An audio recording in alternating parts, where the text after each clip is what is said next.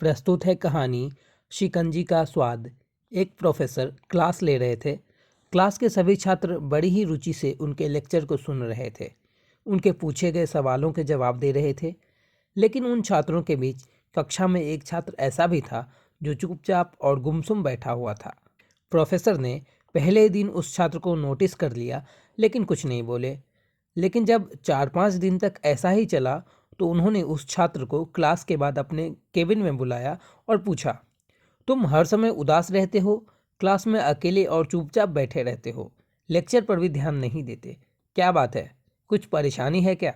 Sir, वो छात्र कुछ हिचकिचाते हुए बोला, मेरे अतीत में कुछ ऐसा हुआ है जिसकी वजह से मैं परेशान रहता हूँ, समझ नहीं आता क्या करूँ।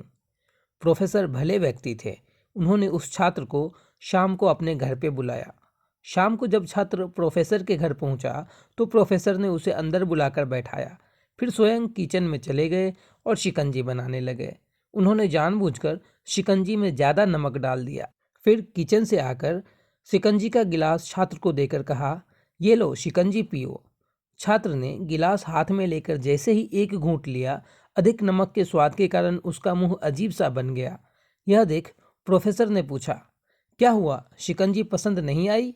नहीं सर, ऐसी बात नहीं है, बस शिकंजी में नमक थोड़ा ज़्यादा है। छात्र बोला, अरे अब तो यह बेकार हो गया, लाओ गिलास मुझे दो, मैं इसे फेंक देता हूँ। प्रोफेसर ने छात्र से गिलास लेने के लिए अपना हाथ बढ़ाया, लेकिन छात्र ने मना करते हुए कहा, नहीं सर, बस नमक ही तो ज़्यादा है, थोड़ी चीनी और मिलाएंगे तो स्वाद ठीक हो जाएगा। यह बात सुन प्रोफेसर गंभीर हो गए और बोले, सही कहा तुमने, अब इसे भी समझ जाओ, ये शिकंजी तुम्हारी जिंदगी है, इसमें घुला अधिक नमक तुम्हारे अतीत के बुरे अनुभव हैं।